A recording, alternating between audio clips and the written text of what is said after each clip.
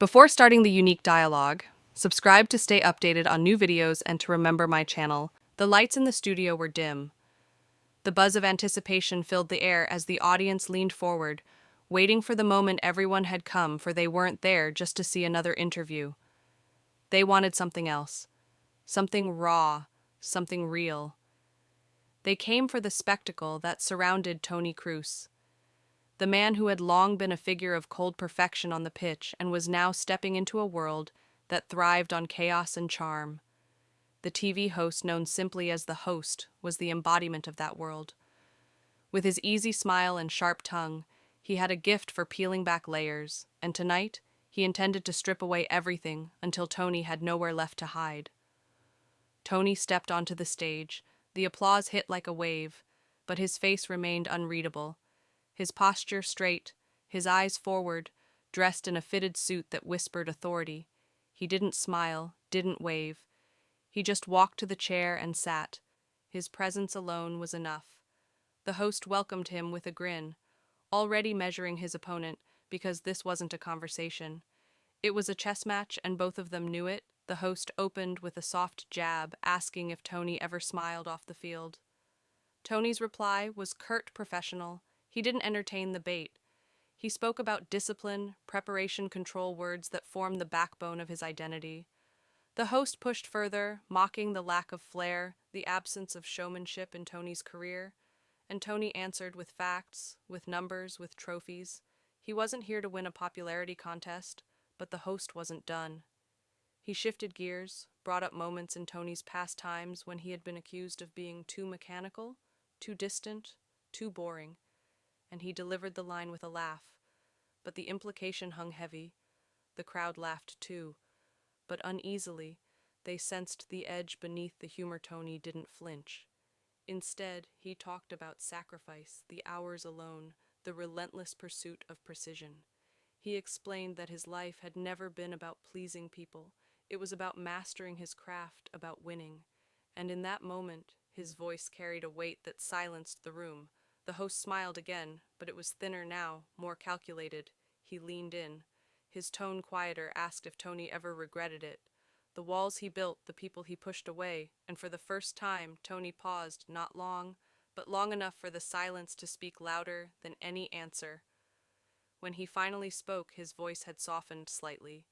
He said he did what he had to do, that greatness demanded it, that maybe people didn't understand, but he never asked them to. He never needed their approval. The host saw the opening and went for it, brought up Toni's brother, his teammates, his critics, stories of tension, of moments when even those closest to him couldn't get through. He asked if being great was worth being alone, and now Toni looked at him, not cold, not angry, but with something more dangerous. Resolve, he said. He wasn't alone. He had the game. He had purpose, and in his world, that was enough. But the host wasn't convinced. He pressed again, trying to break through. But Toni met every question with calm, unshakable. The tension rose. The studio felt smaller, the lights hotter, the audience caught in the pull of something they couldn't quite define. This wasn't just a man talking. This was a man defending the very core of who he was. Then the host changed tactics. He talked about joy, about spontaneity, about living outside the lines. He painted a picture of a world where success didn't have to be rigid, where greatness could dance. Toni listened, eyes steady, face unreadable. And then he said, maybe for some, but not for him. He wasn't built for that. He was built for structure, for order, and he wouldn't apologize for it. The host leaned back for the first time, thrown off balance. He tried to recover, threw in a joke, a compliment, a deflection, but the energy had shifted. Toni had taken control, not with volume or emotion, but with clarity, with conviction. He wasn't playing the host's game. He was redefining the rules, and the audience could feel it. The murmurs stopped. The laughter died down. What remained was something deeper, something real. They weren't watching a battle. They were witnessing a revelation. This wasn't about right or wrong, charm or silence. It was about a man who had built himself brick by brick, and who refused to let anyone tear that down. Toni's presence now filled the studio, not loud, not flashy, but absolute. And the host, though still smiling, knew he had lost something. Not the show, not the crowd, but the illusion that everyone could be cracked, because tonight, Toni Kroos had proven that some walls were built to last. The host wasn't used to this. His usual rhythm broke in his punches, met with a stillness that didn't crumble, didn't crack. He tried to pivot again, shifted toward lighter ground, asked about Tony's early days, his first touch on a ball, his first time under stadium lights. But even here, Tony didn't give in. To nostalgia, he described it all like a blueprint. Exact measured a process, not a memory, and the host kept searching, trying to pull feeling out of facts. But Tony wasn't a man of stories, he was a man of structure. But that's when the host tried something else. He stopped talking. He let the silence hang, and for a while neither of them spoke. The audience didn't move. They waited. And in that quiet, something began to change. Tony's posture loosened just slightly. His eyes moved, not to the host, but to the floor. And when he finally spoke, his words were softer. He talked about the weight of expectation, about the way winning became routine, and how sometimes the emptiness followed even in victory. The host leaned in slow, not with his usual grin, but with something closer to curiosity, asked if Tony ever felt joy. Not on the pitch, but in life outside of football. And Tony looked up, met the gaze, held it, and said yes, but not often, and never for long, because joy was fleeting, and he had trained himself not to need it, and now the room felt different. It wasn't a confrontation anymore. It was something else. A quiet unpacking of a man who had spent decades perfecting his control, only now letting a thread unravel. The host didn't smile.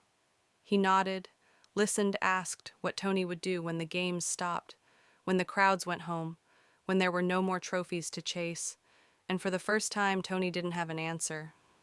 He looked down again, then back up and said he didn't know. He said he hadn't thought about it. He said maybe he didn't want to think about it, and that honesty landed like a punch. The host asked if that scared him, and Tony said of course, but he didn't flinch. Didn't run from it, just let it hang in the air like everything else he had owned on that stage, because fear wasn't weakness. It was truth, and Toni Kroos didn't hide from truth. Then the host did something rare he shared. Two talked about his own fears about performing, about being alone backstage, about the noise that never really leaves. And in that moment, the two men weren't host and guest.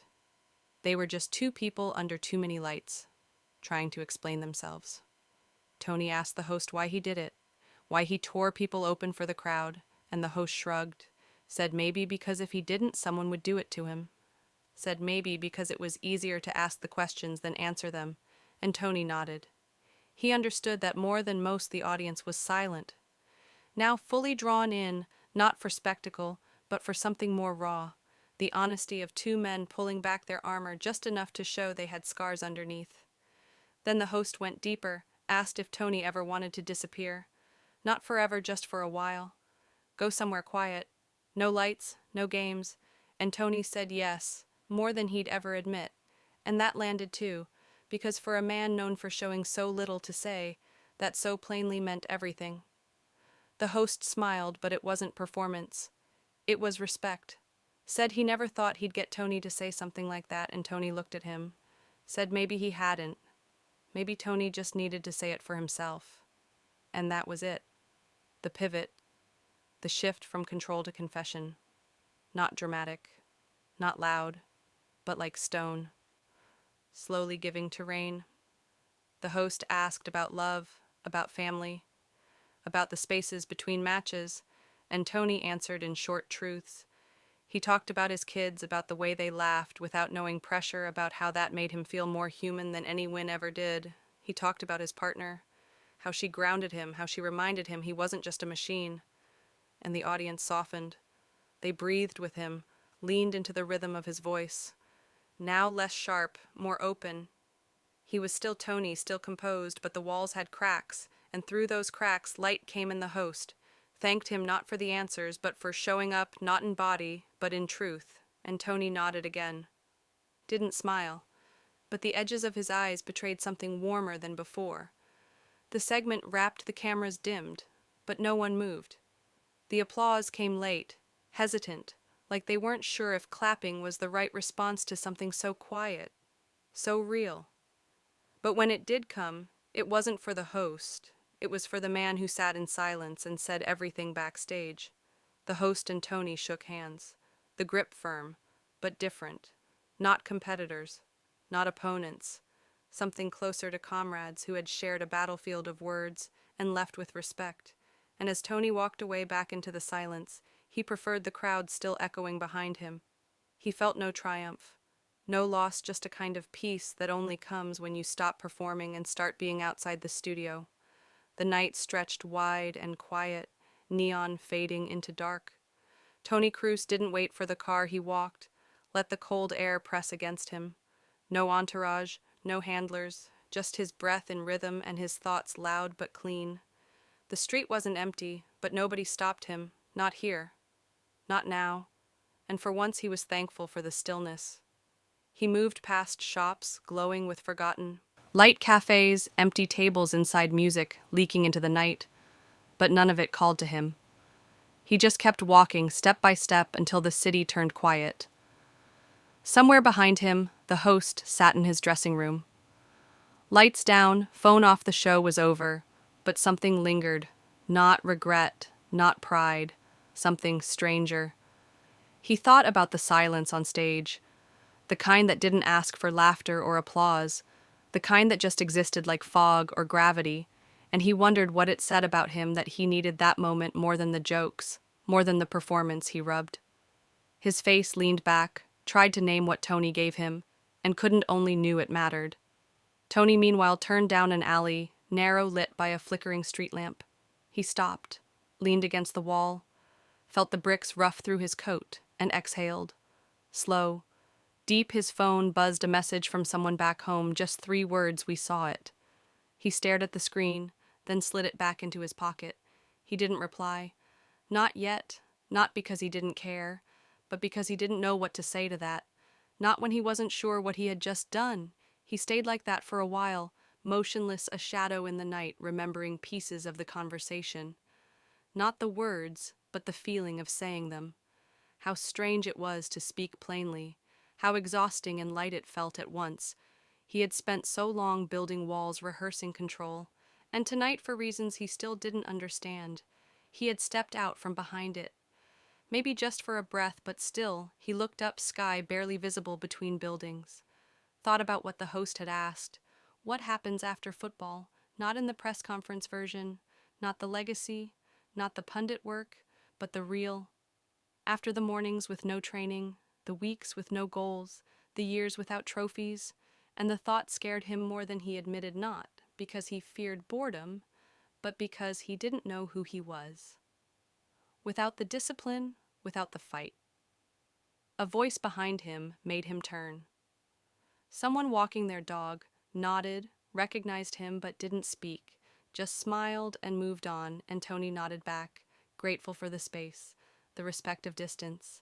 He waited till the sound of footsteps faded, then moved again, street leading him somewhere he didn't name, back inside the studio. The host watched the replay, not out of vanity, but curiosity. His team had already posted clips online trending, already millions watching, but he wasn't interested in numbers. He watched the way Toni sat, the way his eyes moved, the way silence filled the room. He watched himself too, his own posture, his questions, and he didn't flinch, didn't cringe, just watched like someone studying something real and unfamiliar. He remembered the moment Toni looked at him and said, "Maybe I didn't say it for you. Maybe I said it for me," and the line hit harder now, more honest than anything scripted. And he felt strange gratitude, not just for the answer, but for being the witness, for holding space. While someone who never cracked finally opened just a little. Toni ended up near the edge of the river, wind biting harder here. He leaned on the railing, looked at the black water, the lights of the city rippling across the surface, and for the first time in a long time he thought about quitting, not out of defeat or fatigue, but out of clarity. He thought about what it would mean to walk away, not in shame, but in choice, to stop chasing perfection and start living the rest of his life not as the player, but as the man. He didn't decide anything. Not yet, but the thought didn't scare him the way it used to. That alone felt like a shift. He stayed until the cold reached through his clothes until his legs ached, then finally turned back toward the hotel. Later in bed, staring at the ceiling. He thought again about the host. Not his questions, but his eyes. The way they changed, the way they stopped performing and just saw him. And that too stayed with him, not because he needed to be seen, but because being seen and not judged, that mattered in ways he didn't know how to say. And the host back in his apartment couldn't sleep, his mind buzzing. Not with jokes or headlines, but with silence. The kind Toni carried, the kind that made noise feel small and unnecessary. He thought about the next show, the next guest, and felt oddly reluctant. Not because he didn't love it, but because something had shifted, maybe forever. Both men lay awake in different cities under different ceilings, but with the same stillness in their chests, each wondering in their own quiet way if that moment on stage had just been a one-off, or if it had scratched something deeper, something they couldn't ignore anymore, and the world moved on as it always does, clips, viral tweets, posted articles written, but none of it captured the moment. Not really, because the real thing wasn't what was said, it was what was felt. The kind of truth that doesn't trend, but stays in the blood. Days passed, not many, just enough for the noise to fade. Not disappear, but shrink into something manageable. Toni didn't watch the full replay. Not because he was avoiding it, but because he didn't need to. He remembered it in his bones, the way people remember dreams that feel more real than waking life. He gave a few interviews after brief, short nothing too, revealing the usual words spoken with care. But behind them, something had changed, and those who knew him well could hear it in his voice. A softness, a stillness that wasn't there. Before the host went back to work, the show rolled on. Guests came and went, stories spun jokes, told the crowd laughed. The lights burned bright. But even as he hit the beats he'd mastered for years, something inside him stayed anchored to that night.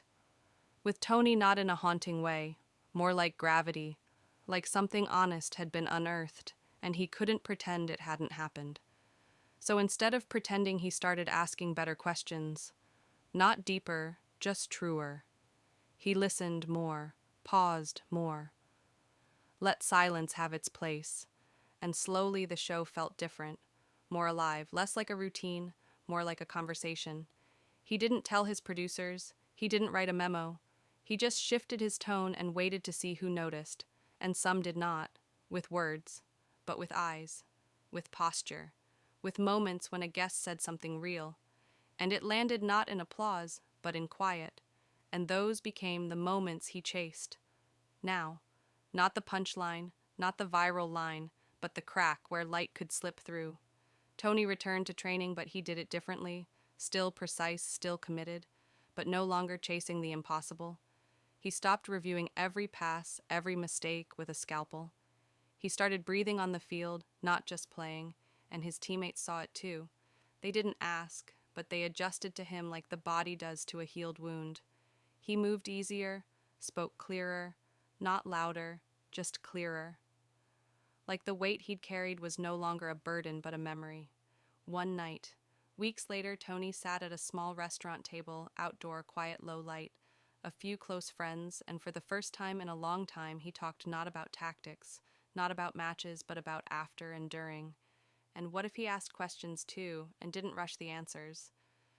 And when someone mentioned the interview, he smiled, said, "Yeah, that was a night," and didn't need to say more. They all knew the host. Meanwhile, started walking home after each show. Not for the exercise, but for the quiet, the transition. He passed the same windows, the same alleys each time, and it helped him land, helped him come back to earth from the energy of performance. And in those walks, he often thought about Toni, not as a guest, but as a mirror. How sometimes one conversation could make a person reckon with their own shape, their own mask. And when he thought about that night, he didn't think of ratings or feedback. He thought of breath, the way the room held its breath. When Toni finally exhaled, and neither man reached out to the other, not because they didn't want to, but because they didn't need to. There was nothing more to say. No closure needed, just mutual recognition that something had been exchanged, something important, something that didn't require follow-up months later. Toni stood on the pitch after what might be one of his last games. Fans chanting, lights bright but not blinding, and he felt it all without letting it crush him. He waved, smiled, clapped, and when a reporter asked what's next, he said, "I don't know, but I'm ready," and that was enough. And the host sat backstage one evening, months after Toni's appearance, watching a new guest prepare a musician. This time, nervous hands shaking a little, and the host smiled, leaned in, said, "Hey, it's just a conversation, not a performance." And something in the guest's eyes settled, and he knew he meant it, and that he could mean it because someone else had taught him how. So the story didn't end with fireworks or confessions or headlines. It ended with a breath, with two people in different rooms in different cities still carrying the echo of a moment that mattered. Not because it changed everything, but because it reminded them both that even in 1865, noise, even in spotlight, truth still lives. And sometimes all it takes is one quiet night. One question asked without armor. One answer given without fear to change the direction of a life even just by a degree. And sometimes that's enough. If you liked the video, subscribe to my channel so you don't forget the name of my channel.